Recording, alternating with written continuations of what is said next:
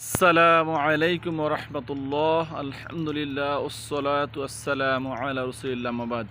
যাবতীয় প্রশংসা মহান আল্লাহ তাআলার জন্য, শান্তি বর্ষিত হোক শ্রেষ্ঠ নবী প্রিয় নবী হজরত মুহাম্মদ সাল্লাল্লাহু আলাইহি সাল্লামের প্রতি। একজন মুসলিমের দায়িত্ব হলো সে দাওয়াত পৌঁছে দিবে, দাওয়াতি কাজ করতে হবে। ইসলামে দাওয়াতি কাজের গুরুত্ব অনেক বেশি, এই জন্য আমরা নসিহত করি, দাওয়াতি কাজে অংশগ্রহণ করি। আমরা অবশ্যই ভালো মানুষদের সাথে চলবো, যারা নেককার পরহেজগার মানুষদের সাথে চলবো, তাহলে আমরাও একদিন আমাদের আমল আখলাককে ভালো হবে ইনশাআল্লাহ। আপনি যদি কোনো চাঁদাবাজিদের সাথে চলেন, চোরের সাথে চলেন, আপনার বন্ধুবান্ধব যদি চোর ডাকাত হয়, তাহলে আপনি সেই রকমই আমলনামা হবে আপনার বন্ধু নির্বাচনের ক্ষেত্রে আপনি অবশ্যই একজন ভালো বন্ধু নির্বাচন করবেন ইনশাআল্লাহ।